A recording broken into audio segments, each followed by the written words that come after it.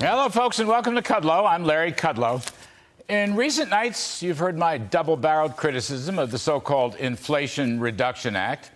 It's a $750 billion monstrosity, does not reduce inflation, does not reduce global warming, does raise taxes for middle-class working folks, will deepen recession, and has not one iota, scintilla, whit, shred, or morsel of economic growth incentives.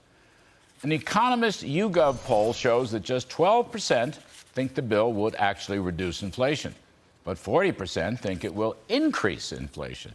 And speaking of recession, we had a very soft retail sales number today, and the GDP tracker from the Atlanta Fed dropped to 1.6% growth in Q3.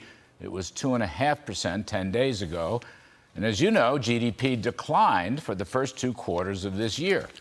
Then big box retailer Target reported a 90% drop in profits, and sales fell way below estimates.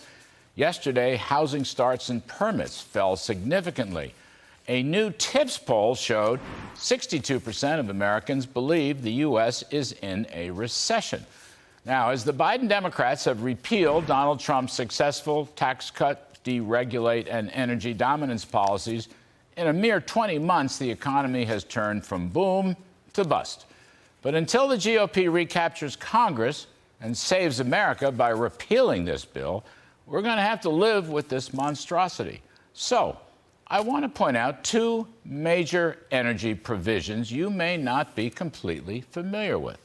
Both are insane. First up, we have the National Climate Bank. That's right, a $27 billion government bank that will be administered by the U.S. Environment Protection Agency, the EPA. Now, you might ask what banking or credit risk or payments facilities the EPA has. If you guessed none, you would be right. This is a green slush fund. It's to hand out favors to Biden world political allies. There's a $7 billion bucket for low-income and disadvantaged communities to reduce greenhouse gas emissions. There's an $8 billion bucket also earmarked for low-income and disadvantaged communities to fund direct or indirect investments in renewables that lack financial assets. And a third bucket of $12 billion to be used broadly to support renewable projects nationwide.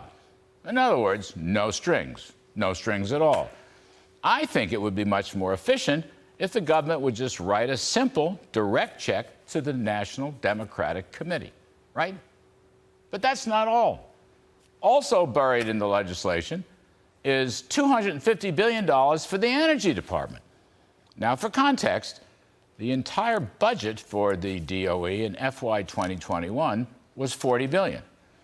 Now, to be sure, the $250 billion is predominantly loan guarantees, although there will be some direct lending.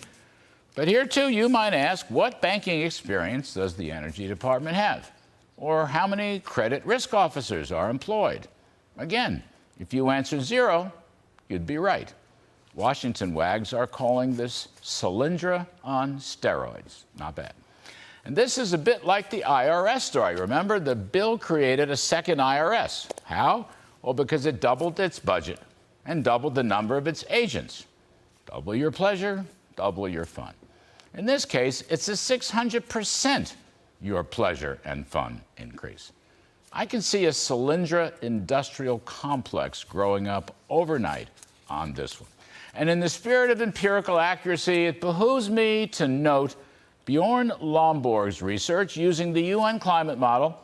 He calculates that the $400 billion climate spending binge will reduce global warming, best case, by 28,000ths of 1 degree Fahrenheit, or worst case, 9/10,000ths of 1 degree Fahrenheit.